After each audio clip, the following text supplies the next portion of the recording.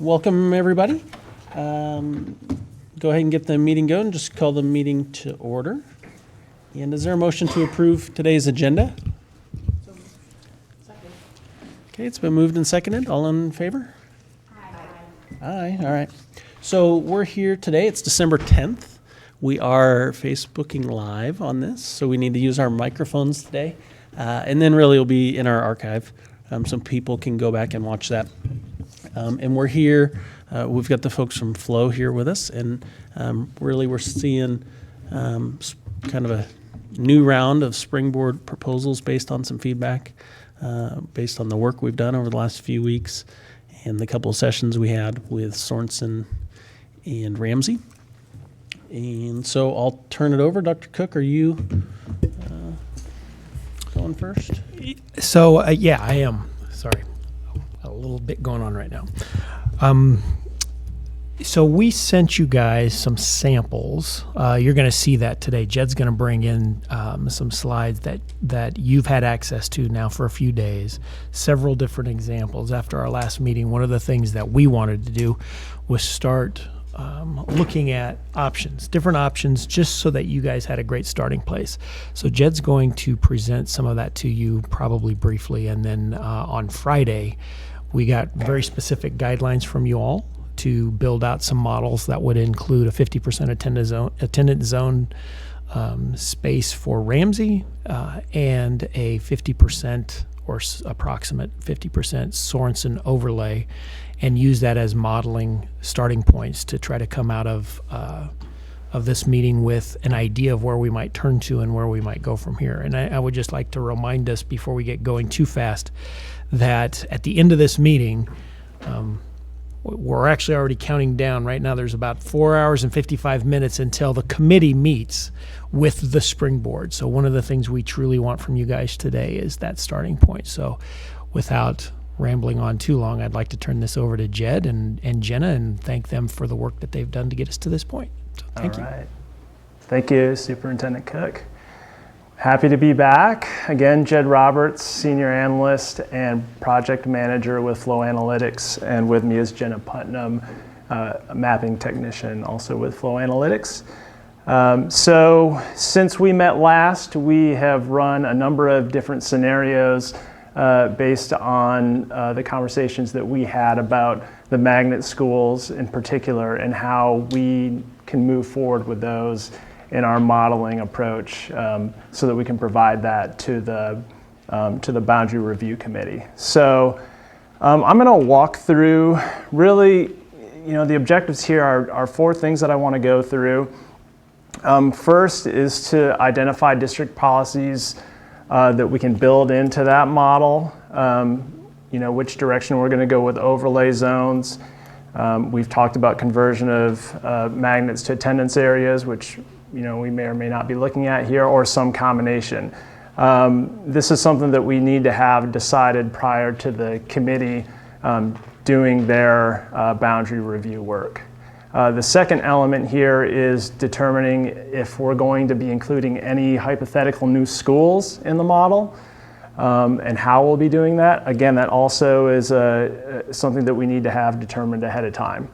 And then number three here, determine which Springboard option, as Superintendent Cook mentioned here. So really those first three bullets there are, giving the rules of the road to the committee, and as well as a starting point for them. And then the fourth element here is student transfer policies. I have a slide on that. I can talk about some of the policies that we've seen other districts implement as they've been going through a boundary review process. So does that sound like a good set of objectives here? Okay, I see heads nodding. Good. Yeah. So we did have our first committee meeting last week, a week ago.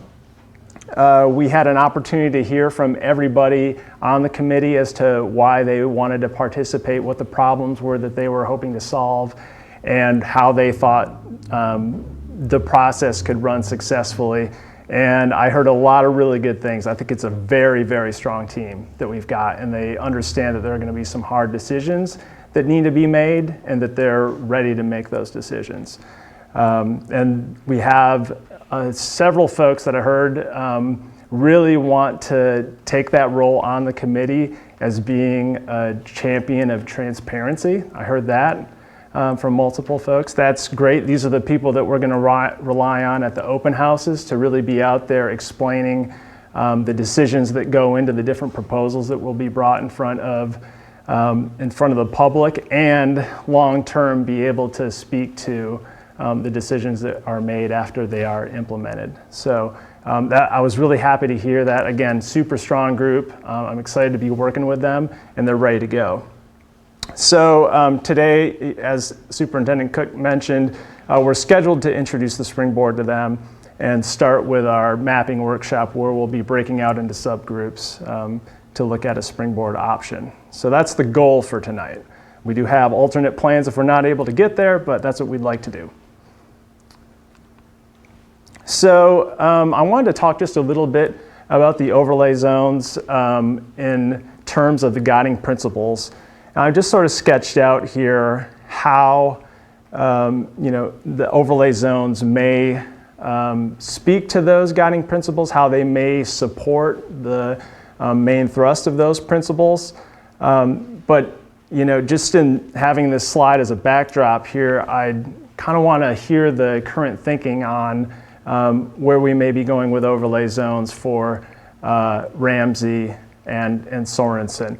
But just quickly to point out, there's a couple little comments that I've made in here on specific principles with develop new boundaries that work to balance target school capacities. Overlay zones can obviously be a tool to control that attendance if there's some sort of quotas that are within that zone. Could also be used to prioritize attendance of disadvantaged students. It could be used to prioritize attendance for nearby students to that school. It can be a way to identify where transportation services are provided. I think that that's already something that's in place with the overlay zones. And then obviously it speaks to that the last principle there on the right of minimizing disruptions to existing special programs. So those are the things that I see overlay zones potentially helping with, and I just want to hear what the latest thinking is on that. So I'll leave it open there. So any thoughts on that? Kind of one that sticks out to my mind as far as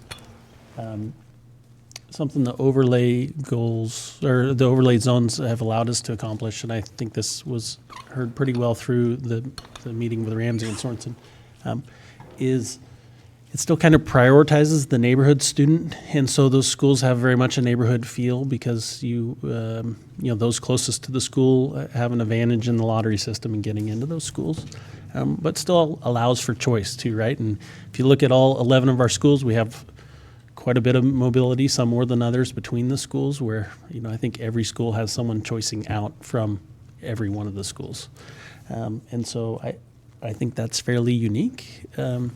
Certainly in Idaho, I think it's pretty unique, and I like that about our district because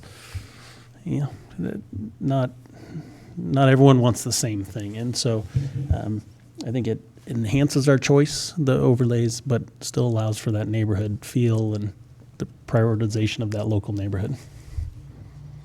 I appreciated the feedback that we received from Ramsey and from Ramsey's principal, and how the overlays allowed students to choice in, choice out, but those students that choiced in and the reason for choicing in, whether it was science or the arts and humanities, that elevated the overall school, and was a positive for the entire community. And we really found, we hadn't done any input sessions on our magnet schools and what they mean to our community and to our district. And I think we got a pretty clear understanding of how important they are going forward. And so I like that last slide saying maintaining magnet programs while continuing to incorporate elements of attendance areas. These are two programs that are cherished by our community, and so I would hate to negatively affect either one going forward. Other thoughts? I'd like to add one. Go ahead. One of the things I heard very loud and clear is that the overlays are so important to our community members that I think it's quite critical that we find some way to anchor that into policy and provide the board the authority to use the overlays as they see fit. Right now, it's kind of subject to the process, and you want that reversed. You want the policy to drive the process, not the process to drive the policy. And I think that's one of the things that struck me that the community was wanting to hear from U5 is that magnets should be clearly defined, and knowing what overlays and how overlays impact the enrollment of the magnets gives some guidance into those community members' thinking. And I think that's something that we need to walk alongside this process with to make sure that that policy is an end product as we move into the March recommendations. And just to parlay on that, I think what we also learned is that maybe, when we create this policy, it's not a policy that's set in stone, that's something that's continually reevaluated to see how the programs are working and to ensure that the community feel is still there. So maybe it's something that we build into the policy, by, every 3 to 5 years, we're evaluating how our overlay zones are working, and they may need to adapt as our communities change and flux of students. Okay. Any other thoughts? I guess I would just echo that as well. As part of the strengths of those programs is people's ability to choice into them, and what a strength that is to our entire district to build up those schools. And so I really want to reemphasize that as well. Okay. All right. So I'm hearing that there's a likelihood that we'll be moving forward with overlay zones in some form, and we can talk about some of the specific scenarios that we've modeled as to maybe which flavor of those we want to go with. Okay. Yeah. All right. This slide's really great. If we could share this on our webpage that we have for the process, I think you really captured kind of, the impacts and. Yeah. Okay, I'm going to move next to. I wanted to walk through this part of it just to look at some of the options that we can implement here conceptually. And then later I'll have really some specific examples of maps for the district here. But I wanted to walk through what it looks like to have a true magnet and how we've dealt with this in other districts.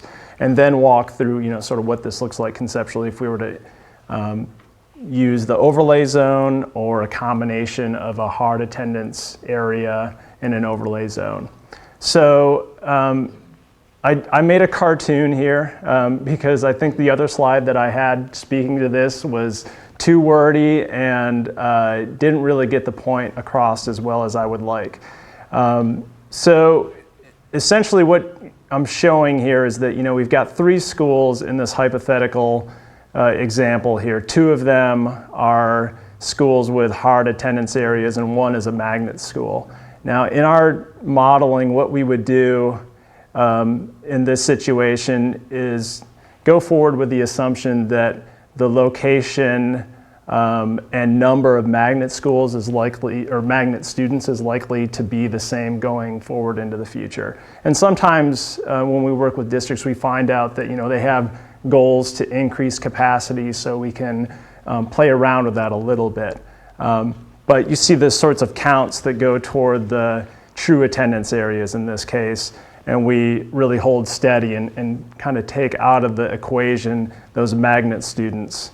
And so when you do something like change the boundaries, you can see how that count of students going to the true attendance areas will change. So flipping back and forth there, that school on the right-hand side in this scenario has 6 students counting against its capacity, even though you see that there are 8 students in that area. 2 of them are magnet students. In this case, we redraw the boundary. We've added 2 more students. 1 of those is a magnet. So we're only counting 7 students against the capacity for that particular school.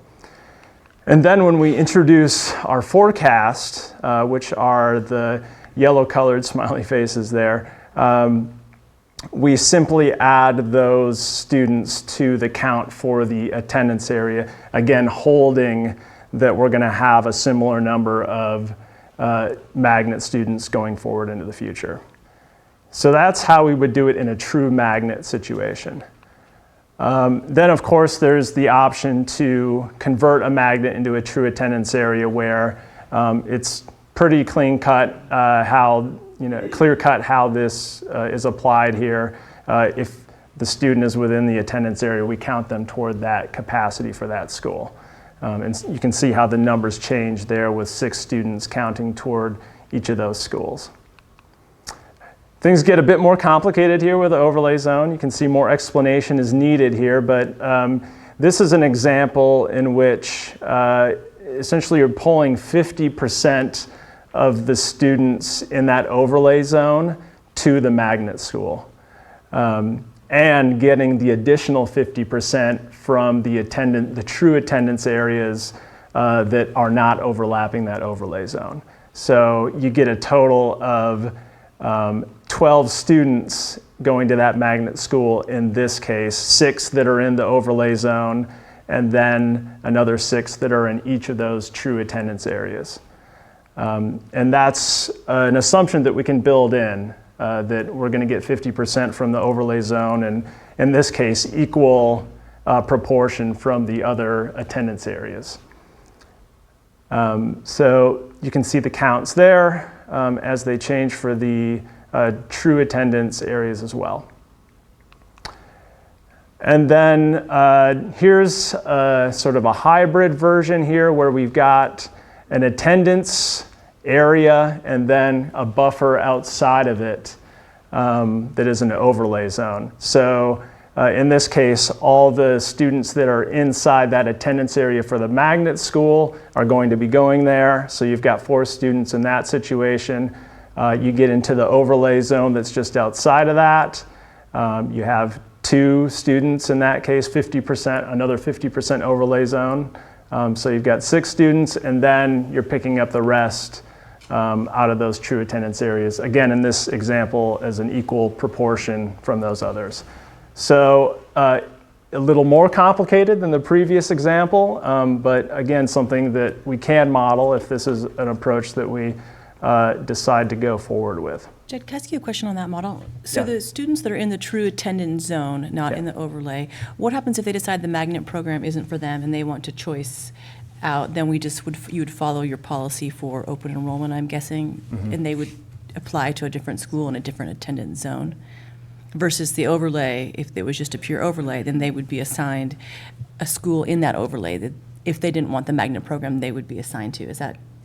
So they would have the option in the overlay zone to choice in and have a higher probability of winning the lottery on that, is my understanding, right? I guess what worries me, I wonder about this model, is if, because these students don't have an overlay school necessarily, if they didn't, and this is all hypothetical, but if they didn't want the magnet program and they don't have that protection of their assigned overlay school, what if the nearest schools next to them in the overlay are overcrowded and we couldn't accommodate them? They could be traveling great distances to find a home school. Does that scenario make sense? Yeah, in the current model, that's exactly what we'd be talking about right now. The way that Ramsey and Winton, for example, are in any of the new proposed models, in which you would have either a small attendance zone or a smaller attendance zone, or an overlay and a family that lives in either of those that doesn't desire that particular school now has to choose something else. Mm-hmm. So just to make sure that I'm understanding, we're talking about students in these situations here where they are in this attendance area. In the blue, in the actual Oh, okay, so attendance in the zone. hard attendance area for the quote-unquote magnet. What's their, yeah, so in their case, yes, that's their attendance area. And yeah, the question being, how do they choice into something else? I think is a really similar question as to how students, like, these 4 students here that would fall into that attendance area would choice into another school. Similar situation for them. I appreciate these, kind of simple cartoon characterizations, right? Because it shows kind of the complexity, right? And kind of the more things you do, it adds more complexity. I think just thinking about that, and this may be too complex, for people to wrap their heads around it, potentially, but if we went down a road like this, maybe we look at kind of that. It's really clear on magnets, that lottery process. On open enrollment, it's kind of the same. It's similar, but maybe one of those points would be you live in a magnet attendance zone that you don't want to attend that school. Like all of a sudden that's priority one, right? But Right, I see what you're saying, yeah. but on the open enrollment, so if you lived in blue attendance zone and you don't want to go to the blue school, you kind of get priority over a student in the gray area going to the green school.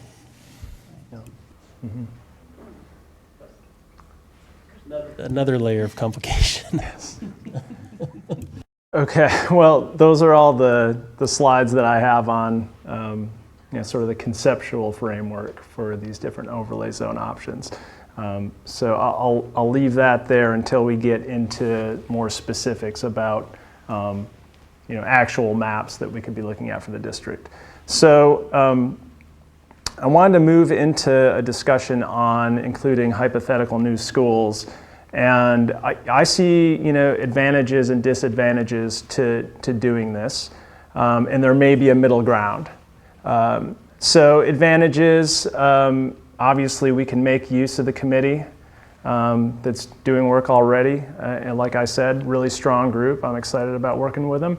And it's, I think, probable that we're going to see new schools. But that gets to the disadvantages of it's unclear when and if those are going to come online and exactly what the characteristics are going to be, or that, what the capacity is going to be, exact location, that sort of thing. And if they don't come online, that risks producing a boundary map that's not going to be useful for the intended use. And a really important part here for just managing the time of the committee, they really have a pretty tight timeline to do their work, and it's not something that I see them being able to do as a separate mapping effort from putting together a map for 2020 in the new NEXA boundary. Now, the comment here at the bottom is that there is a guiding principle that speaks to the growth and the potential of siting a new school down the road, and the way that the committee could work in that framework is to allow for schools in certain parts of the district to go over capacity with an assumption that down the road there will be new schools to alleviate that overcapacity. And I think that that's mainly going to fall in the areas, on the west side of the district. As you see some of the overcapacity numbers that just come up in the scenarios that we've run, particularly for schools like Atlas and Skyway and Winton. That's something that we could give guidance to the committee on to say that's okay up to a certain number because we expect realistically at some point, a school to come online. So that's the way that I see them incorporating into a 2020 map. It might be an option for us there. Do you have any experience working with districts? We know we'll need an additional elementary school, but the timeline, like you said, right now, we just, we don't have that timeline because we have to run bonds and they're difficult to pass in Idaho. So in your work, if we said, okay, within 2 years, we know for sure we'll have one. Within 4 years, we think we'll have one. Does that kind of give you guidance as to how much stock we should put into having this additional elementary school and the disadvantages? Like, does it kind of tilt the scales in either way? If we provided, the most hopeful timeline with the most pessimistic timeline? Yeah, so the way that we work with the committee typically in time snapshots is really this year, 5 years from now, and 10 years from now. Okay. So if we have a sense for those 5-year and 10-year snapshots as to the likelihood, that can give them a sense of what an acceptable overcapacity could be for certain schools in certain areas. Okay, I think that seems like a realistic, something we could do. Okay. All right, so that's new schools, and I think at this point I can get into, well, I want to go back because I don't want to start looking at maps just yet. Can we just Yeah. talk about this one a little bit more? Sure. I'm sorry. Yeah. With the hypothetical schools, because in some of your Springboard proposals, you show that school, right? And kind of Exactly. carved out an attendance zone for that school. And to me, that's maybe a little different than what you were just saying, is Yes. that we can plan for, we know we're going to have continued growth on the west, and we should plan for overcrowding on the west side of town, those western schools, and have kind of the guiding philosophy that we're going to look to correct that as quickly as we can, right? That we would potentially run a bond and look to build a school there and ease that overcrowding. That's kind of a philosophy, right? We're actually drawing in a school that we haven't ran a bond for and we haven't even talked about. To me, seems a little dangerous. And I'm not sure I'm comfortable with that, I guess. Unless it's more, this is what it could look like in 5 years. Okay.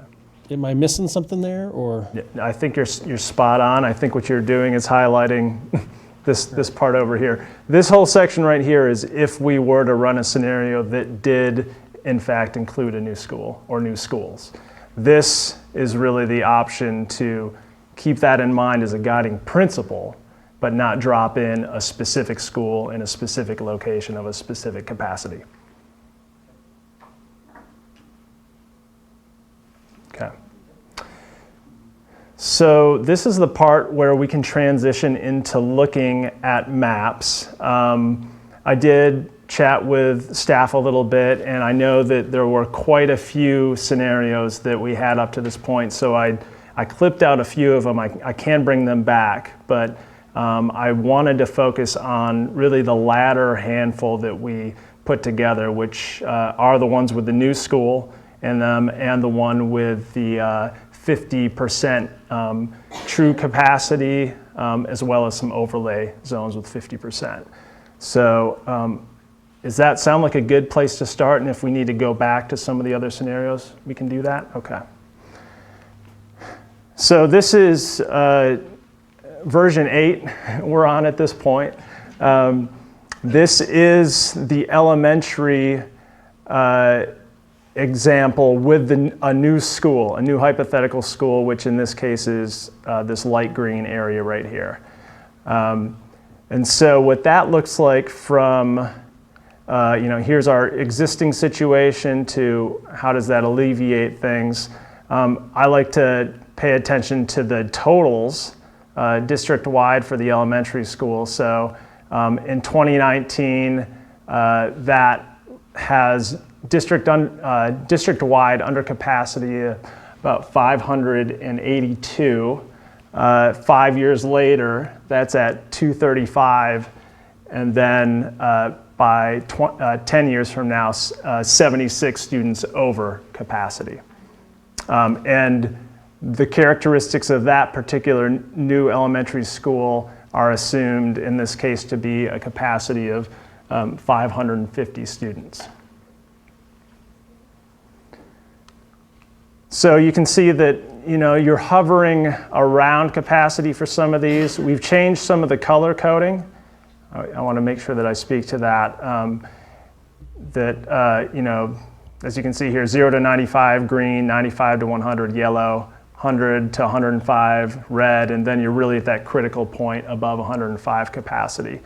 You can see that there's some smoothing out that the committee could do here if this were a starting point to get all of these to be within capacity, at least yellow, if not green. And I think that going forward, you can also probably get close to that for 2024 because you are over capacity district-wide. There are probably going to be some overcapacities. There will at least need to be some schools over capacity by that 10-year mark.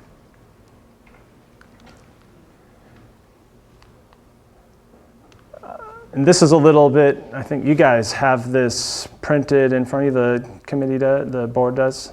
No? Okay. So The numbers are a little bit small here, but this is to show the breakout in our socioeconomic indicators of free and reduced lunch. We do have it in our Okay. on our computers. Okay, it's good. just a little different Okay.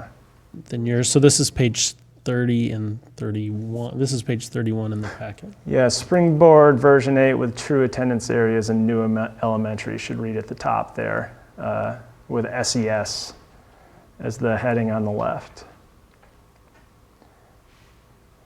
So because we don't have that true attendance area for the two magnet schools, I do break out specifically what the percentages are at Sorensen and at Ramsey. So Sorensen is currently at 16.9% free and reduced, 7.3% students of color, 7% special education. Ramsey, 27.4% free and reduced, 8.4% students of color, and 9.5% special education. And that's the pattern that you'll see here going forward. Now, this is something that we heard was really important to highlight here, the potentially affected students. And there's an explanation of the columns here that if you haven't read that, please do that. We'll give you a little bit more context around this. But what you're looking at essentially here is, in the current attendance area, how many students are in an area that's not changing. That is, they're in their same attendance area. How many students are in a new attendance area? And of this, in this case, 1,268 kids, there's a further breakout on the side here to say, are they going to need to attend a new school? Are they attending neither of those schools? Or are they already attending the school that they're proposed to attend? So any questions about just the table layout or what we're trying to get across with that before we speak more specifically to the options?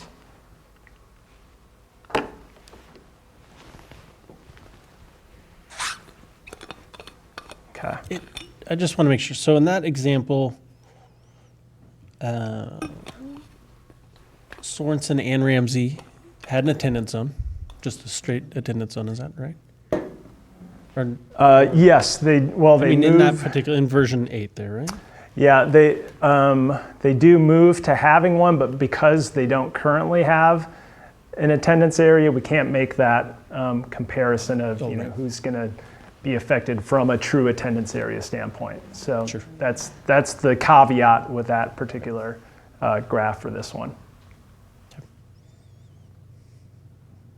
And it has the hypothetical new elementary beyond the new Nexa. That's right. Another one, okay. Which, again, since it doesn't have an attendance area currently, no students are affected in this particular graph.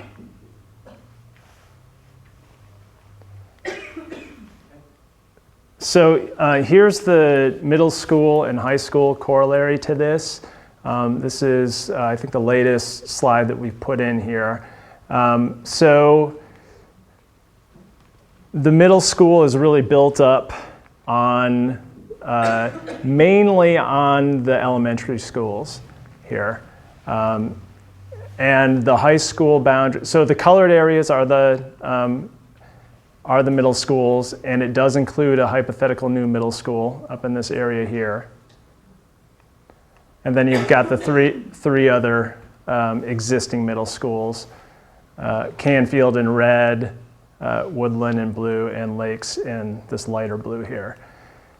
And you can see the existing boundary for middle schools in blue here, and it tracks with the high school boundary here, and then up through here as well. Now, this is just a concept for a potential springboard for high school as well, but in order to balance capacities, the dotted line that you're seeing right here is a proposed springboard for the split between the two schools. Formerly, that split was here,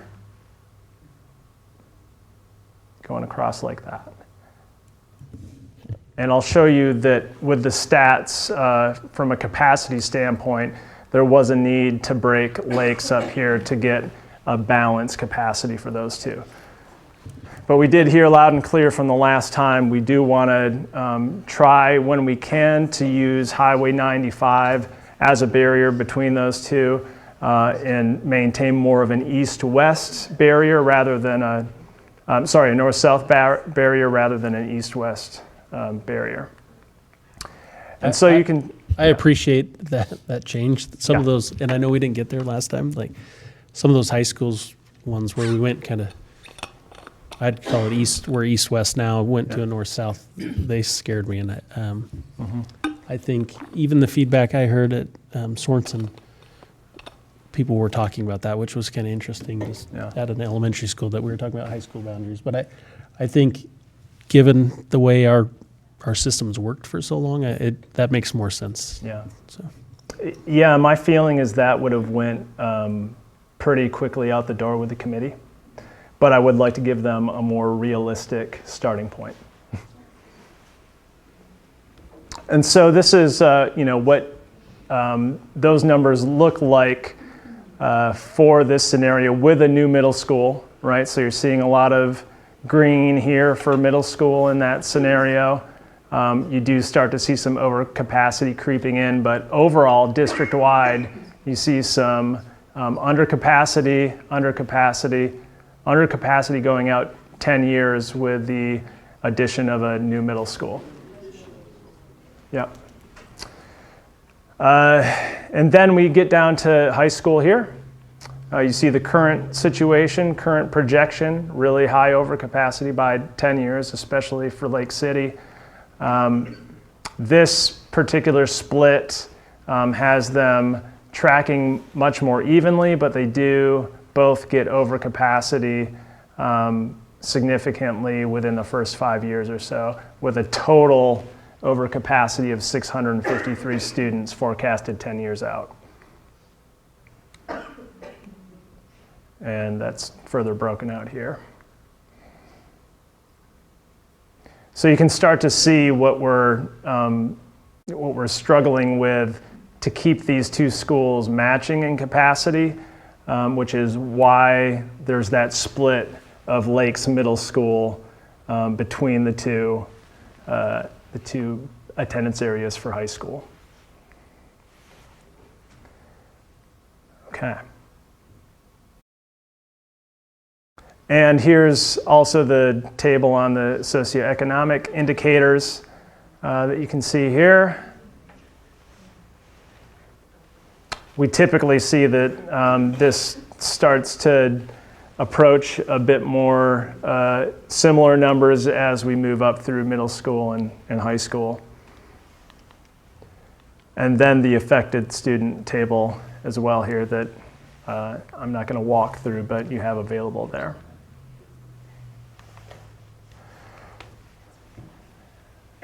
Okay, are we ready for one more? Okay. So we're just kind of we're looking at it right now. Yeah. Okay. And I can pause. So that latest, you just sent us what, Steve, the latest presentation or the current presentation? Okay. All right, so that came into your emails? It wasn't in the...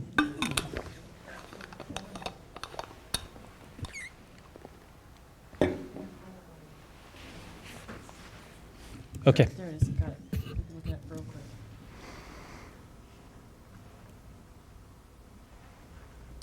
quick. Jed, can I ask a question? Can you Sure. go back to, is this 8? Yeah. Yeah, previous one is 8 with, this is just middle school and high school. Is it possible to align at the secondary level with that dotted line? That would be a potential starting point. Is it possible to align with a hypothetical new middle school to create feeders in that model, or are the numbers capable of handling that? It looks to me like you're bisecting lakes in that model, in that particular model. Yeah, that's the one case in which we did need to bisect and break the true feeder to keep with capacity here. So to in keep that capacity model, steady. that were adopted today, projecting into the future. God, this is a hypothetical of a hypothetical. 2.5 middle schools would be filtering into one of our high schools, and 1.5 middle schools would be filtering into the other. Is that correct? We have, yep, exactly, yep. 2.5 on this side here going to Lake City, and Canfield and half of Lakes going to Coeur d'Alene. And that would be work of the committee as well to maybe redefine what that split looks like. There are different ways of getting to a pretty equitable forecast for the two high schools, but you'd have to split one of the other middle schools to get there. So that'd be something they need to look at. Well, I just wondered, looking in this particular proposal, if you look at the middle schools in 2029, there's quite a variance between where they're at percent capacity wise, and could there be some redistributing there, I guess, to get those closer, right? I mean, you've got a spread of a 580 student school up to a 750, right? So Yep. bringing them all in the 625-ish range or something, and maybe you still probably can't do it, I guess, get to two schools feeding into one high school, but You could get close. I think you could get closer. There's areas here to work with. You see these 70% capacity for the hypothetical new and Woodland, and those hold somewhat steady going forward here. Of course, Woodland, with all the development going on there, really starts to ramp up in that last 5 years, but you still got some space in these other two schools here. That's really the challenge once you get into the 5 to 10 years out, is just the amount of expected development on the west side really can throw askew what you're trying to accomplish. So.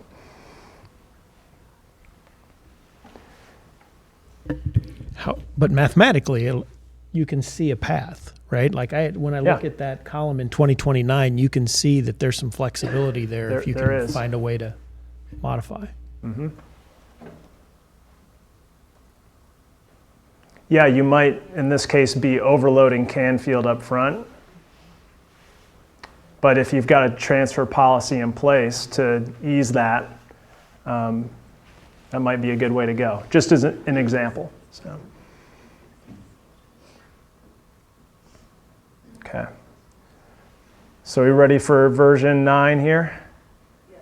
We're gonna pull out the luxury of having that hypothetical new school now, and we're gonna get back to the brutal reality of some of the capacities here that we're seeing. So this was something that I talked with staff about late last week, which was to set a true attendance area that picks up about 50% of the capacity for, in this case, both Ramsey and Sorensen, but we also have another scenario where we've got an overlay that picks that up as well, so a little bit different. So you can see, I want to highlight this for Ramsey. It's a little bit difficult to see on this big screen here. Hopefully you can see it better on your computers, but it's this area right here just on the west side of Highway 95. With the school really kind of trying to be squarely in the middle there. With Sorensen, it sits pretty much in this area here, which is really tough for me to... Oh, actually, this is the one we pulled. I'm sorry, we pulled Sorensen out completely. This is just the 50% Ramsey. I'm sorry. So yeah, in this case, there is no attendance area for Sorensen. Pardon me on that.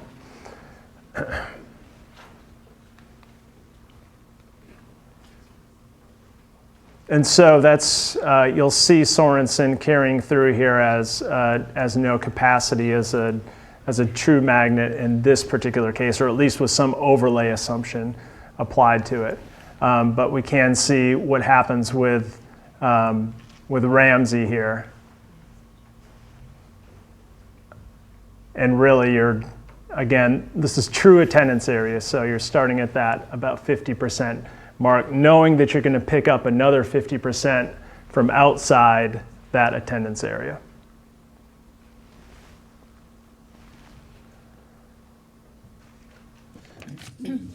Jed, can I ask you a question? If we go back to the map on this, Yeah.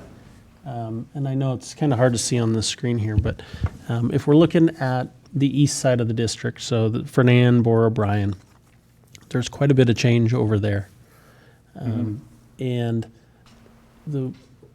I guess the one that I wonder about the most, the old Bryan zone that's up in the right there, correct, moves to, in this scenario, would move to Fernan. Right. And it's just kind of anticipating comments and public reaction and those sorts of things. From there, it's quite a haul down to Fernan, and you're actually probably have at least four elementary schools that are closer to you than Fernan. Yep. And as I was looking at these over the weekend, I just wondered with Bora and Bryan and Fernan, as opposed to going vertically like they are, what would it look like if they were horizontally? I mean, kind of right now, Bora and Bryan stick between whatever it is, Government Way and 15th Street or 4th Street and 15th. Right. Meaning, like, if you, whatever that top swipe is there, they go to Bora because it's the furthest north school, and then the next chunk would go to Bryan, and the next chunk goes to Fernan. And what might that look like for the committee to look at? Yep. Yeah, I think that's consistent with an approach that we took in one of the early, I think version 1 or version 2, where that area was largely feeding Bora. And then the struggle does become with Bryan and its proximity to Fernan, that to get the capacity filled up there, it really did end up kind of stretching north here. I think that, and with the location of Winton, that's going to be a tough spot to deal with right there. And we really haven't, at least yet, looked at any scenarios that aren't forced to really start to creep northward from Bryan to pick that up. If, it's okay to continue on with that sort of discontiguous area for Bryan as a way to pick up, additional capacity for Bryan, that's a message that I could bring to the committee. I will say that is at odds with much of what we saw in the community survey, which was proximity to school is the most important. That was the number one message to the committee. And kind of secondary to that, boundaries that quote unquote make sense was another comment that we saw a lot in the community surveys there. So that's kind of the caution that I would put to keeping that discontiguous. But if it's a path you'd like to see us move forward with, in the interest of affecting fewer students, that's one that I can message to them. Yeah, and I think the developments that are up in that very northern tip now that you have the Fernan that are currently going to Bryan, it would be difficult, if not impossible, for any of those families, for those kids to walk or bike to school, Right. because they're biking, down 15th, across the interstate, going underneath, but still it's a very difficult commute. And I do wonder if it could be more of a horizontal, our southern schools, you have Fernan and Winton and Sorensen, so if we looked at it from that approach, but I think that area really close to Canfield that now is zoned for Fernan, that's a large geographical area. And so to me, that goes against what the community said, that they want to live close to the school that they go to. That's probably the largest distance of any of the new attendance zones. Right. Okay. Duly noted. I want to walk through I think there's just a couple more slides on this. We'll get to the 50-50 overlay zones and show you what that looks like. I want to show you some stats on that. And then maybe we can go back to versions 1 and 2, where I think we're doing a little bit more service to that community, really the proximity guiding principle. So, we see a bunch of schools, over capacity here again. As I talked about, maybe a new school guiding principle can move us in a good direction here. Again, with the same stats here, you've got those in your packet.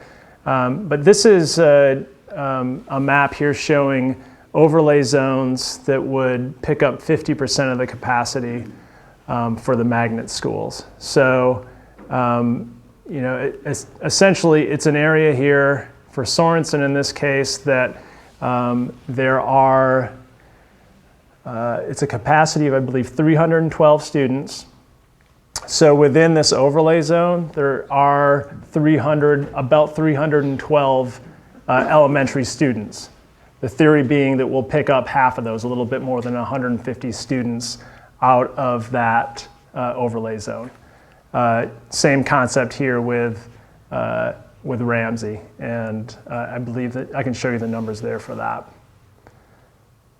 So I do also have on here the existing overlay zones. And I just want to point out something that as we were drawing these up, we wanted to maintain the school as the center point of these overlay zones. That was something that we tried to do here. And I wanted to do that so I could show some statistics about primarily the socioeconomic factors that change a little bit when you do that a little differently. It's not as much of a change for Sorensen, although we do pick up some area that is not currently in the overlay zone in the northeastern portion of this proposed overlay zone. So what I wanted to do here is show really the socioeconomic status of the overlay zones. And in the case where we have existing overlay zones, what the characteristics of the students are that are currently attending the magnet that live in that overlay zone. So, one of the things that jumped out to me at first was that, you see some differences, some pretty stark differences in some cases with particularly the free and reduced lunch here. So especially at Sorensen, you see that within the existing overlay zone, there is a 31.5% rate of free and reduced lunch. But of those children actually attending from that overlay zone, there's only a 9.4% rate of free and reduced lunch. And you see a similar trend there with Ramsey, although not nearly as pronounced. Also, you see some differences here in special education, a little bit lower rate that are currently attending versus the rate of the actual overlay zone itself. With students of color, that actually tracks pretty representative of the overlay zone for children that are attending the school there. One other thing I want to point out here is with the Ramsey proposed overlay zones, we've got both the 30% and the 50% here. Note the difference in the rate of free and reduced lunch when we take an approach where we really try and keep the school as the geographic center. You see that percentage go up much, much higher. And geographically, that's because there's an area right here that really is a pocket of a large number of students that are eligible for free and reduced lunch that are currently not within that overlay zone. So keeping that as a center point, the school as a center point of an overlay zone here would really change the makeup of that overlay zone from a free and reduced lunch standpoint. I have a question, Jed. Yeah. If you look at the map and the overlay, you push Ramsey's overlay across 95. Yeah. As opposed to pushing it and keeping it on 95. Is there a substantial difference if you keep it on 90? I'm just thinking about buses and trying to get across 95 or kids trying to get across 95. Yeah. So, that's that's a really valid observation. We do have a small sliver over here. There are not a lot of students over there. To get an equal amount of students, as are in this area, there were some kind of awkward sections that we could have taken in the Winton area that wouldn't have been as nice of a clean, sort of equidistant overlay zone as this. But yeah, I think it would be very possible to try and make up some of that on the west side of Highway 95. It just might not be as close to Ramsey in sheer distance and as the crow flies distance as those students are on the other side of 95. Yeah.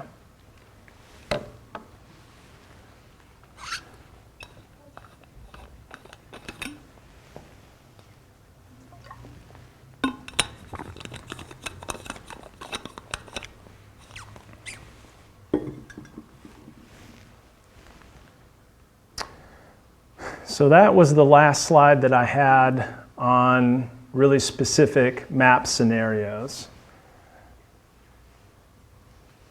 So I'm willing to take any more comment on what you've seen so far, or am happy to go back to maybe an earlier scenario that looks at maybe a bit more of a neighborhood model for the elementary schools. That's what I was just actually trying to go back and find, because I get the impression that we're sort of looking at true attendance for the 9 and then overlays for the 2. Mm-hmm. So I think we need to look back at the true attendance for the 9 of your Springboards originally, unless somebody disagrees. Okay.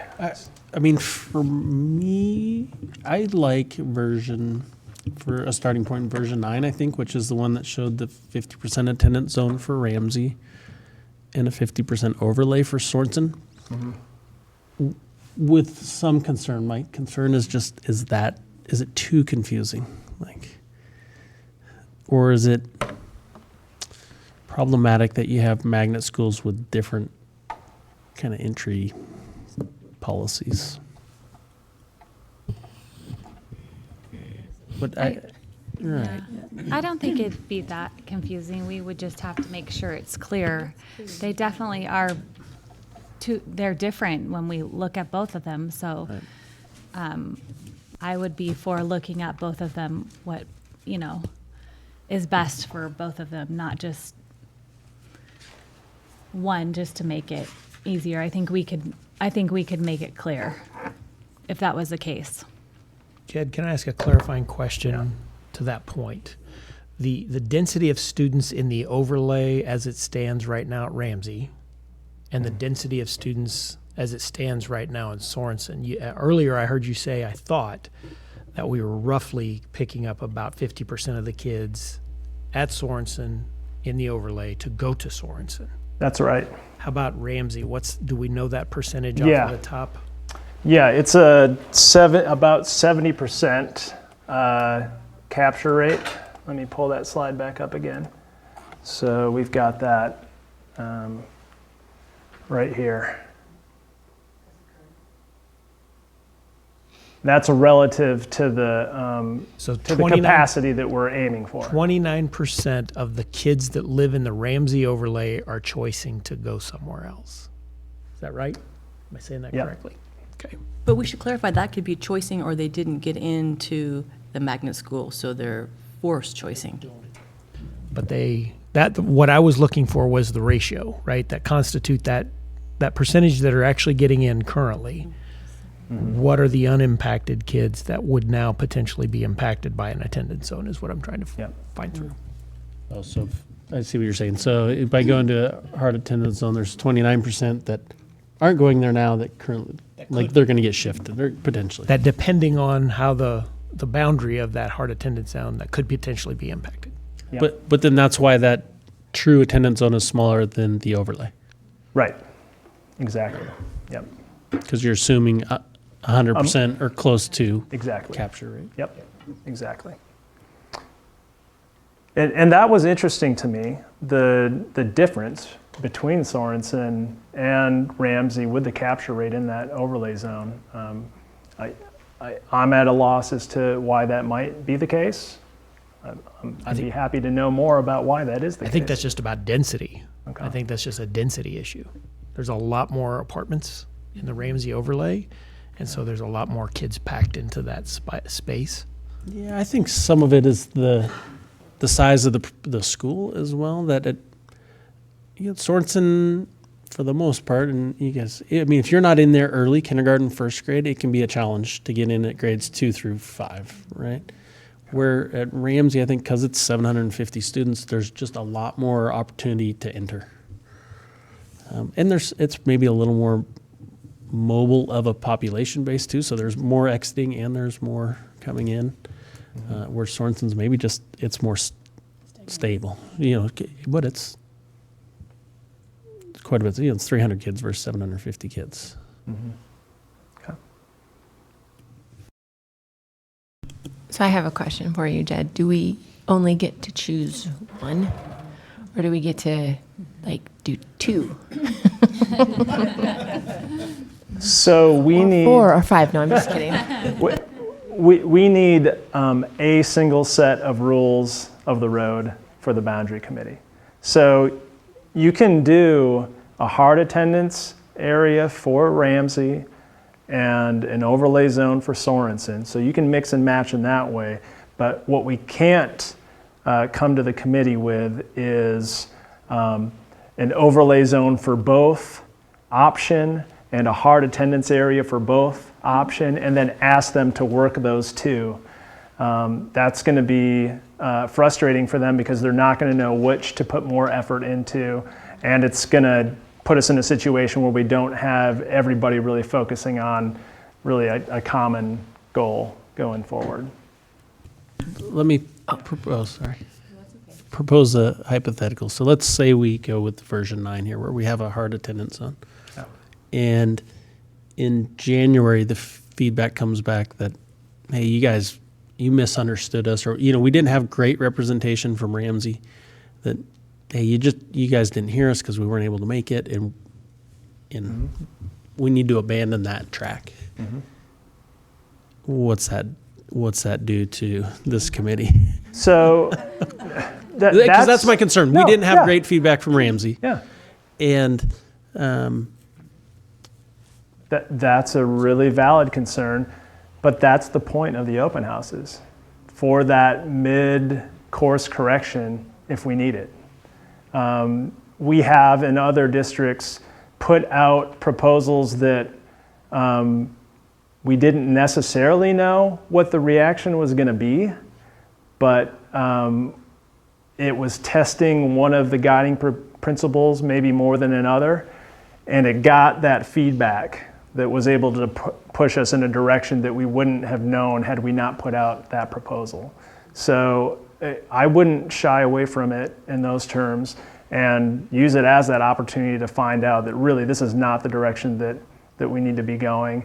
The committee will internalize that. They'll have an opportunity to look at all the comments that they get over that time, and we'll be able to go on a different track if that's what we hear from the open houses. Not uncommon. And then, thank you for that. Yeah. With us, picking a springboard, which is kind of the jumping off for your committee work, how much change is this going to have between now and January 21st or whenever that first meeting is? It could potentially have a lot of change, and that's something that I find value in getting updates to this group on as major changes occur. So, I project that, we'll have a really strong working session on January 7th. I think we're unlikely to get to a proposal there. There's just going to be too many different iterations that they're going to want to look at before they vote on a proposal.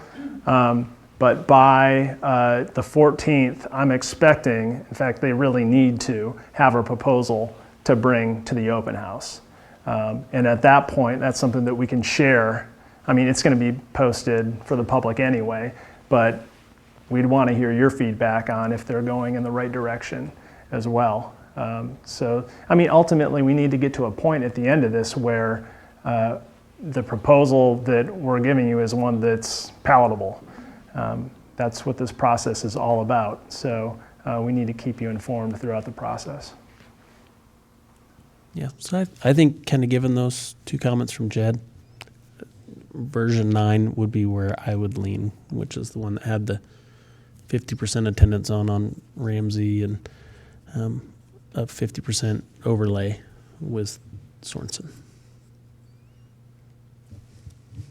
Okay. I would echo the same. The only question I would like to see the committee is they work in, some of our elementary attendance zones are really long, and the Yep. walkability piece seems difficult. So I know that's probably part of their conversation to see if maybe some of our attendance zones for elementary are more walkable than some of them. And if that is Yeah. in the conversation, I saw that down here as, like the guiding principles for the transition piece of it.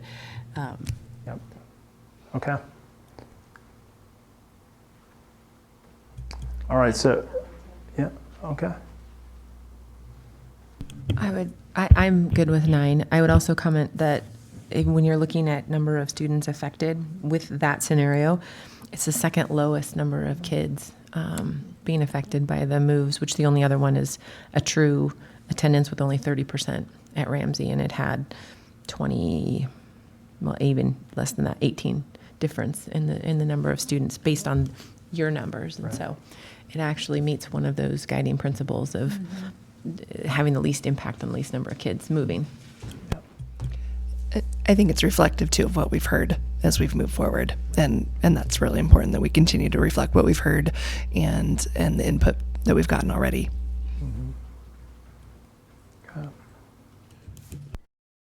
How about, you have a question regarding that?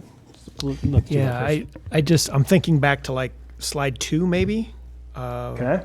that had rather than framing out an additional elementary school in the model as a starting point, but what the guidance might be from this group to the committee with what considerations for a new elementary school might you want to ask for, maybe not 2, but right there, back one, Yeah. that one, in the bottom paragraph, that so with some parameters around how a potential new elementary school might fit into holding the population at certain schools higher with the intent of solving that problem 3 years down the road or something like that.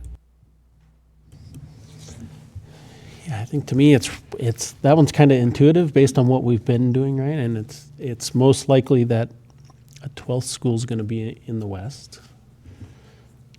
Given the land availability that's in the siting analysis, that's where most of it was, although there were more options for elementary outside of that. But those are also the schools where we have capacity, where we have current portables that we can lean on if we need to. That it's the Ramseys, the Skyways, the Atlas that if we're going to go over capacity, those schools have the capacity to do that based on their portables that they currently have, Right. I guess. And I think my point is that those adjustments need to buy us a little bit of time, because if we're using those portables just to survive now and we're 3 years out from a build, then what, right? Like that's like maybe those adjustments, maybe we do push a little more out now just for the ability to have some ability to absorb until the next school could be put into play. I agree with that. The one thing that Crystal's comment still keeps ringing true in my head is that she was saying, as we look at our schools that are most over capacity, we know they're all in the Northwest, and we can, Ramsey, Skyway, Atlas, Winton, they're all bursting at the seams. But she made a really valid point, and I hadn't just thought of it from her perspective, and that is from a leader of a school. If we scale down these schools too quickly, knowing that, a new build is realistically 2 to 4 year time frame, and 2 is really our if we win the lottery tomorrow. Right. So 4 years is probably a more likely, opening the doors, and maybe even 5 years, depending on, what happens. If we scale schools down too quickly and we make all these abrupt changes, and then we open the doors to our 12th elementary school in 5 years, we will have caused a lot of upheaval. For what? We're going to be asking the same group of people because we know the school is going to be on the west side. So I think keeping that in mind when your committee's talking, that keeping those parents in mind that we've already asked to move once. I think it was, 4 years ago that you guys did your last reattendance zone, and it was the same Winton, Atlas, Skyway. Casey, does that sound familiar? I think last time Skyway, Ramsey, and Atlas were the three we impacted the one time, and then it was Hayden Meadows and Atlas when we opened Nexa.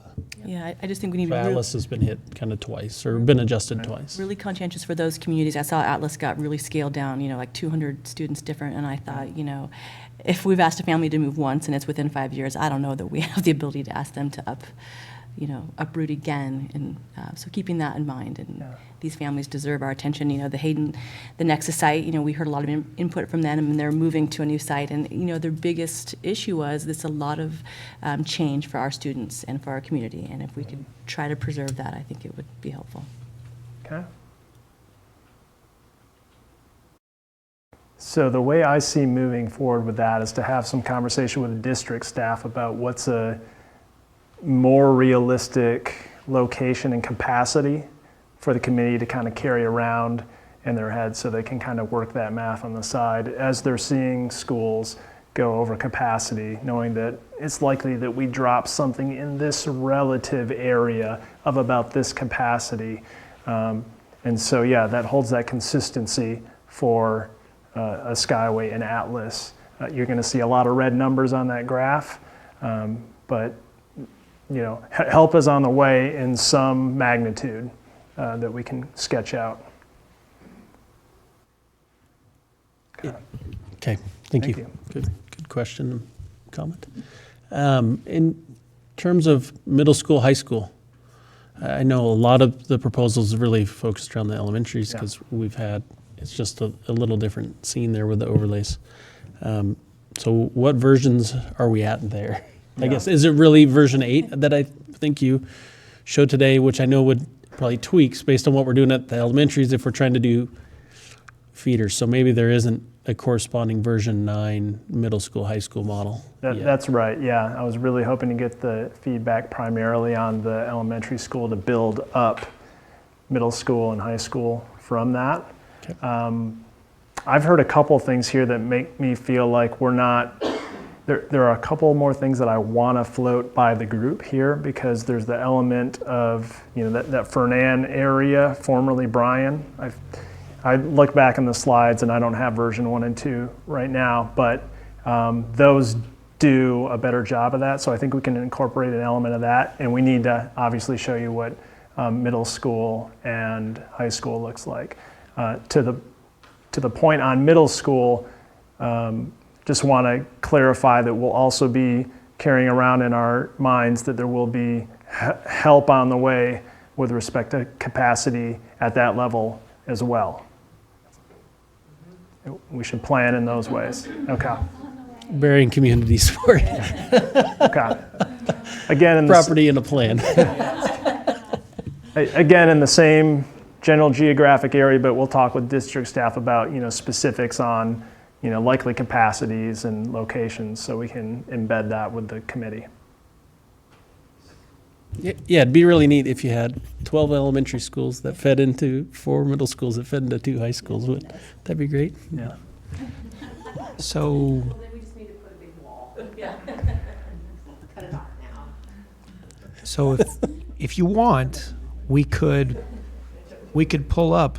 It's in the board book. It's a previous version of the board book. We could pull up which version did you say, 1 or 2? Yeah, I think one and or Could 2. have pull a- it up and show it on the screen and maybe talk through some of that, because I want to be really clear, since it's now 3 hours and 40 minutes since that committee starts. I don't want us to head down the wrong path. I want to just make sure we're crystal clear on that expectation. I mean, I'm the one who kind of brought up that concern, and I'm comfortable personally with the committee kind of talking about that. And is this too much? And can we do something different with shapes here, as opposed to kind of the linear to something more horizontal? That's why we formed the committee, right? So, Yeah. That's absolutely something that I can message to them to say, this was a concern. This is an area to focus early on. I absolutely think Fernand's is too big going forward. I think the fact that it's miles apart from where some of those kids are living to where they'd be attending to me is a big red flag. So if you get that red flag, then Yep. Again, this is a conversation I want to keep going here because now I know that if we show up in March with a recommendation that shows that, it's likely not to fly. So yeah. What, and, you know, Fernand can be a little scary, right? Because it's huge, but Yeah. like 70% of that's National Forest Yep. Service, right? So I don't know if there's a way to show that, and like Yeah. you crosshatch that or something, that this is kind of uninhabitable. There's not going to be people here in Right. the future. Yeah, absolutely. And if I mean, the boundaries out there are somewhat arbitrary because of that. But if there are ways that you would like to see that, those sort of hinterlands cut up in some other way, we can do that. I think the map that actually showed the students on it, so you can get a sense where your population densities were, was really helpful. Okay. One other question, and while we're all sitting here, I think that you're going to get going forward is because we've made substantial changes to our high school boundaries, and the middle school not so much because we know changes, but going forward. But the high school to me seems like if we looked at the percent affected, and that's not in here, or maybe I missed it, but it's large. Maybe we need to have a conversation about nobody panic. We know that we've got some work to do on scheduling and graduation requirements because I think immediately people are going to be saying, well, that's just not doable for me. Does that worry you? Are you aware of what else we're undertaking right now as a district, just so you can field the right questions and that we're trying to shore up some graduation requirements and work on some common scheduling issues that would be really stressful if a parent thought, well, now I'm in CHS and my student's been attending Lake City or vice versa. So that does segue into a slide that I do have on transfer policy that we can talk a little bit about because it is something that is really helpful for the committee to have at least talking points around as they are interfacing with the public at the open house.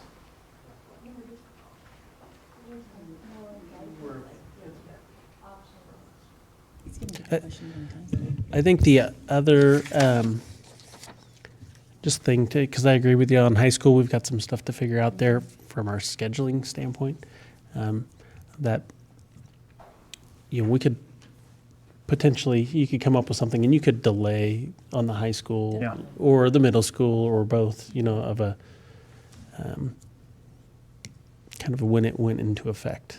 Elementary, we can't, right? Because at least for once, we have one new school going into effect next year. But if we knew, okay, we're not quite there on bell schedules and start times and all that kind of stuff, but we're going to get there next year, you could delay the high school redraw till next year. We could formalize it now, but say this doesn't go into effect till next school year or the following school year. Just so I'm clear, can you go back to the slide that talked about the middle school feeders? And I know that's because you had that up there where you said Lakes was split. This one right here, so this is that proposed high school split right here that we're following. And that's the high school split? That's right. Okay. And this is the boundary that I'm outlining of Lakes here. All this south section is Lakes, so that split would be basically through the lake on either side there, different high schools. And I guess I would just say as we go forward with that, our Lakes kids might have some other socioeconomic kind of challenges that they face, and the work that's done at the middle school level to build those kids up and then resplitting them is something I think I'd want us to take a good solid look at when we get there, or maybe that's part of this today as well. But that makes me a little anxious right away, is splitting those Lakes kids up, especially because they face some other challenges down there. So.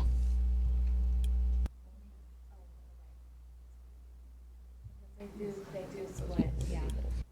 Yeah. Right. Different high schools. But continue to look at that and, As we're, removing out this hypothetical new school, right? This is, this area here is going to be picked up by either, Woodland or Canfield in some way. There's, I believe, do we have a split right now currently of the middle schools? Yeah, it was where you were Lakes. drawing that. Yeah. Well, on the Canfield, yeah, it's that line there, and then it jogs over to 95. Yeah. So, Most of you those know, kids are going to Woodland. if there's a school that's, you know, already split between high schools, a middle school that's already split, I think that's something that the committee is going to home in on really quickly to say, why are we splitting a school that has not been historically split when there is a school that has been, if we need to split a school to make our capacities work. Right. Lakes is the current one that's split. I think Okay. your concern is from a economic standpoint that's maybe that's a concern, right?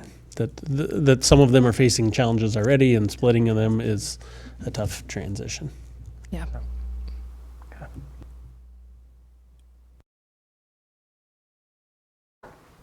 Well, Jen, thank you. This looks like you did this is great. It's been a fun couple of weeks. Dreaming springboard. Yeah. So do we want to take I don't know what we're at for time here, but I do have a slide on transfer policies. That was something that I was made aware might be a discussion we want to have here today. This slide was great. I think we let's get to it and let's talk about it. We have a workshop scheduled currently January 13th for the board just to talk transfer policies and kind of firming that up. I think what part of why Steve and I talked about throwing this into this meeting was, what do you need from us? When do you need from us? Is that too late? Typically on something like this, if we had discussion on January 13th, we wouldn't like turn that into policy that day. Right. And so if we kind of come up with a framework, and then that's walking alongside these attendance zones and going into that January 21st meeting, is that going to be okay? That, this is what we're thinking on boundaries, and this is what we're thinking on grandfathering or whatever we're calling that policy or that practice. Yeah. I think that's the discussion we want to have. Yep. I'm excited to hear that you're having a focused discussion about that prior to the open house. We've seen, I think the majority of the districts that we work with have had that transfer policy hammered out ahead of time, but not all of them. Some have, they've waited to see how the maps actually played out and the number of students affected before they made that decision. All I really want to highlight here is that it's just really helpful to have some sort of consistent talking points to give parents as they're coming in at those open houses. So that's the big ask for me for January 21, is to have consistent talking points. Have you found that these talking points that we provide you, that like the Springboard, they may transition by the end of the process? Like, you get enough feedback from these community sessions that we might revisit? Or are these usually like hard and fast? We've had this conversation and this is it going forward. When the decision's made ahead of time? Yeah, like if we give you talking points, before the January meeting with the community, but then the community recognizes, well, hey, we're not in line with these talking points. We want to see something different. We could come back and revisit it, or is it something that generally districts stick with and move forward? So I think much with a boundary review process being transparent, it's really common for districts to be really transparent about a policy like that, a transfer policy, to have a process of outreach. I would hate to see that rushed, and I think this is an opportunity to get some feedback. The district staff will be at those open houses. I'll be there, and I'll be in front of you again to be able to tell you some of the things that we've heard about that, if there was any real heartburn about sort of the ideas that we have going forward for that. Yes, absolutely. It's not, I think you have the opportunity to change. We had talked about potentially, I think this was Dr. Cook and I, or maybe it was a few of us the other day, about at that open house, do you kind of have a separate area where maybe it's not the attendance zone folks, but some district staff or some board people that, hey, this is what we're talking about with grandfathering, and if you have questions or you have feedback, come over here. So it's, Yeah. it's not putting that totally on the attendance people, even though they're going to get questions and they can maybe ask the general, but real specific feedback, maybe we have Yeah. I love that. something set up, on the other side of the commons. The committee would love that as well, to be able to, hey, we've got some experts on that particular question. And it's really helpful to also, have a handout on that, with those talking points, where this is where we think we're going. If you have comments on that, it's an opportunity to use that as outreach for that purpose as well. Okay. You said you're meeting on the 14th. You're hoping to kind of finalize what the proposal will be that'll be presented at Yep. January 21st. I will facilitate that get done. And I assume we're going to use that proposal to drive demand of people coming on the 21st. We're going to share that proposal ahead of time. Yeah. Correct? I think my experience last time is sometimes people don't pay attention to this process until they realize it's going to impact them, and oh my gosh, my neighborhood's going to change, or Yep. and so I think it's important we get feedback, and so using that to drive feedback. Absolutely, and there will be people that can't make that open house, and so having a form for them to input online comments that's consistent with what's available at kiosks at the open house is really important, so we can collate that and get that to the committee in that week off that they have. Okay. Are we good? Any other questions for Jed? Okay, Jed and Jenna, I appreciate it. You got a lot of hard work we put you guys through the last couple of weeks, so thank you for bearing with us and helping us get to where we need to be. Well, thank you for sticking with us, and really appreciate the fuller understanding that I've got of the magnet schools now. And I think we're on a good direction here. So I'm excited to report this out to the committee tonight. Yeah. With that said, meeting adjourned.